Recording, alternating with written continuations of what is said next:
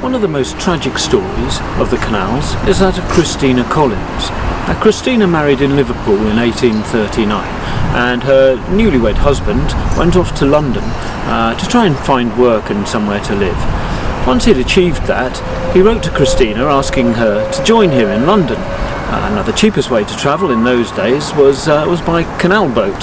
So, in June 1839, Christina boarded a Pickford's flyboat in Preston Brook for her journey to London. It cost her all of 1 shilling and sixpence. That's 8p in today's money. When Christina had arrived here in Stone, she had become quite concerned about the crew members' behaviour. There were 3 men and a boy, and they were prone to constant drinking. And so she went to report them in the toll office to the clerk. She was obviously quite fearful for her welfare and suggested that she felt that the men might meddle with her. The clerk, in his infinite wisdom, suggested that Christina continue with her journey and report the men once she had arrived in London.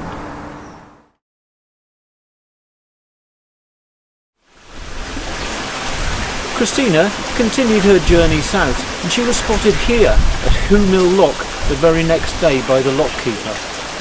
This was the last time that she was seen alive.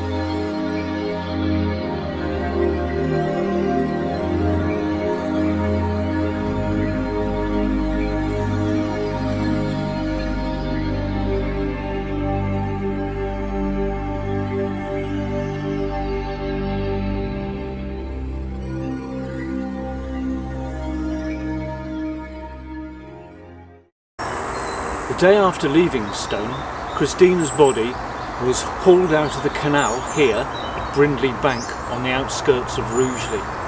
Her body was brought up these steps to a pub at the top where a post-mortem was carried out. She had been brutally raped and murdered.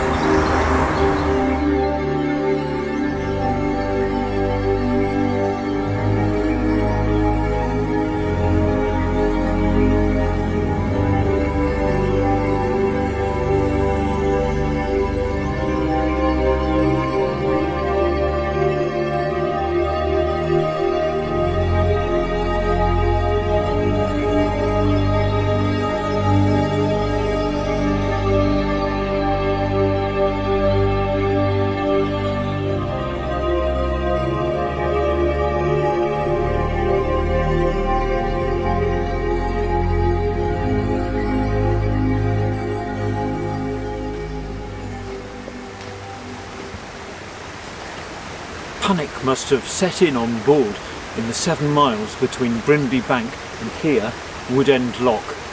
This is where they told the lockkeeper that their passenger had become deranged and leapt into the canal and committed suicide.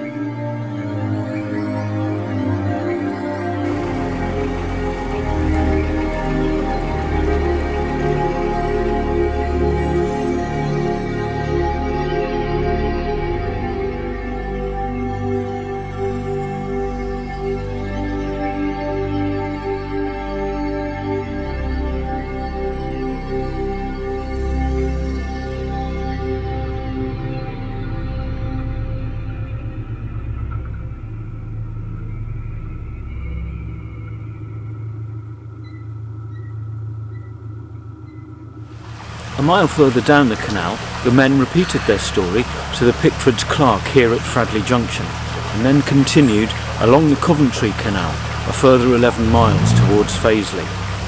The Pickford's agent was, quite understandably, a bit suspicious of their story and reported it to the next agent, who was down at Faisley Junction. James Owen, George Thomas and William Ellis were arrested at Faisley Junction. From there they were taken to Stafford Jail. They stood trial earlier the following year. Mr. Justice Williams, however, the judge, ordered that the men be acquitted from the charge of rape because there was no legal evidence against them. However, 2 of the men had admitted to another man in Stafford Jail that they had indeed raped Christina Collins. This man's evidence wasn't allowed to be given in court because he was a convicted bigamist. The three men, however, were convicted of the murder of Christina Collins. William Ellis was transported to Australia, but the other two, James Owen and George Thomas, were hung at Stafford Jail.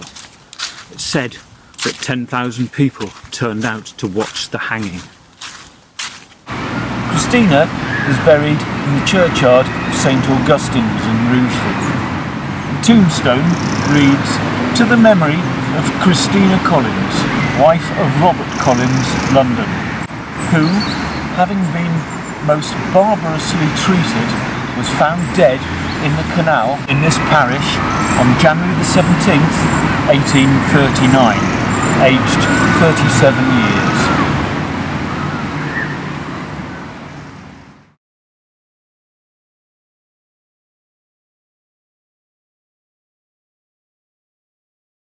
These are obviously replacement steps, but it is said, even today, that at certain times of year, Christina's blood mysteriously appears on the steps.